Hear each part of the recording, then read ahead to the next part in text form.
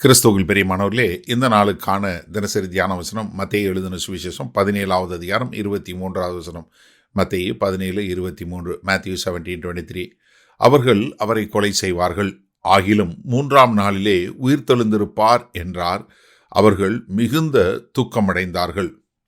இப்போ ஆண்டவராகிய இயேசு கிறிஸ்து இந்த வசனத்தில் தன்னுடைய 2வது முறை அவர் எப்படி மரிக்கப் போகிறார், உயிர்த்தெழப் போகிறார் என்பதை இங்கே சொல்லி முடிக்கிறார். ஏன்னா இப்போ 22ஆம் வசனம் 23ஆம் வசனம் ரெண்டும் சேர்த்து அவர் சொல்லக்கூடிய காரியம். இங்கே என்ன சொல்கிறாரு? அவரை கொலை செய்வார்கள். என்ன? அவர்களை கொலை செய்வார்கள். ஆனால் நீங்கள் முதல் முறை சொல்லும்போது மத்தேயு 16வது அதிகாரம் 21ஆம் வசனம் சொல்லும்போது அவர் அங்கே போட்டு பாடுபட்டு மரணம் அடைவார், 3ஆம் நாள் உயிர் தழுவார்னு. ஆனால் இது 3வது முறை சொல்லுவார் மத்தேயு 20வது அதிகாரத்தில் 18-19 வசனத்தில்.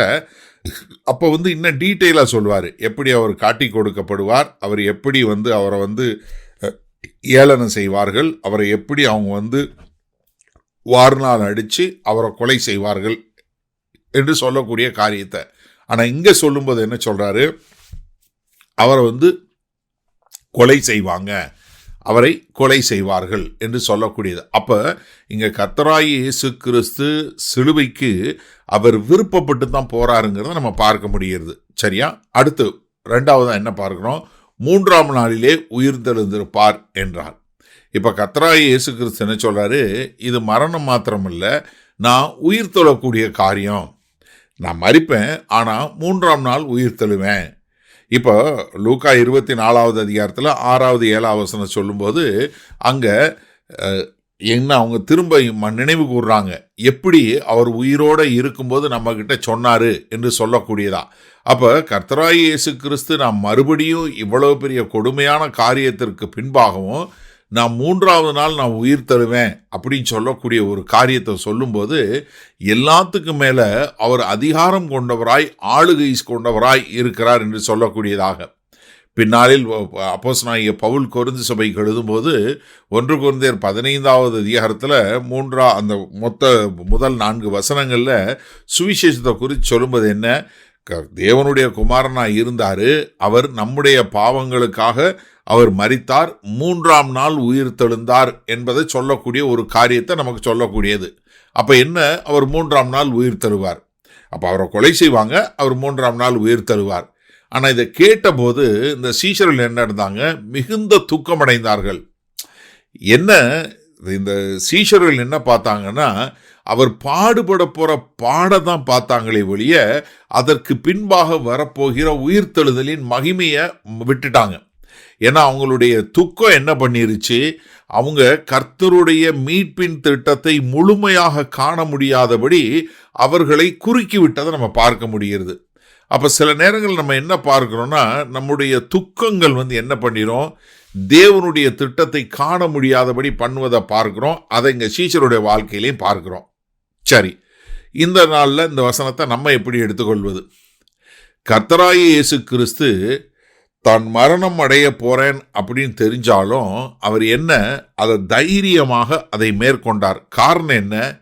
அங்கே தேவனுடைய நோக்கம் இருக்கிறது, தேவனுடைய திட்டம் இருக்கிறது என்பதனால சமாதானத்தோடு போனார்.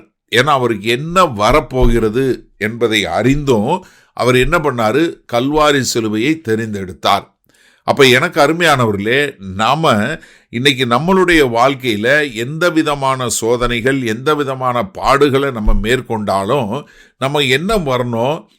தேவனுடைய திட்டம் நிறைய நேரங்களில் அவர் என்னதான் அவர் சொல்லி போகும்போது என்னதான் வழிகள் வந்தாலும், என்னதான் வேதனைகள் வந்தாலும் அவர் தேவனுடைய வாக்குத்தத்தம் மாறாது என்பதை நாம் புரிந்து கொள்ளணும்.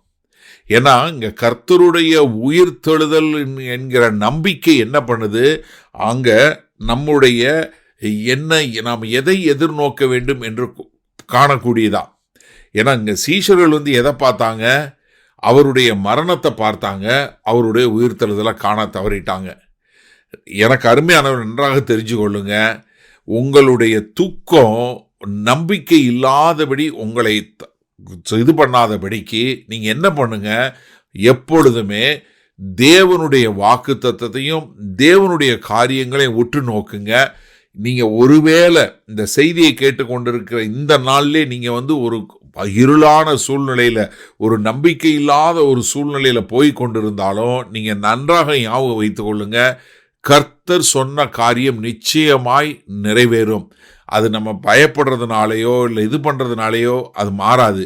ஆனால் என்ன, இவங்க அப்படி இந்த சீஷர்கள் எப்படி ரொம்ப மிகுந்த துக்கம் அடைந்ததுனால அவங்க கர்த்தருடைய முழு திட்டத்தையும் அறிந்து கொள்ள முடியல. இன்றைக்கு அநேகர் அதிக துக்கம் வரும்போது தேவனுடைய திட்டத்தை அறிந்து கொள்ள முடியாதவர்களாய் இருக்கிறீர்களா? அப்போ என்ன, நாம் மிக தெளிவாக தெரிஞ்சு கொள்ளணும், நாம் எதில் ஃபோக்கஸ் பண்ணுறோங்கிறது தான் ரொம்ப முக்கியம்.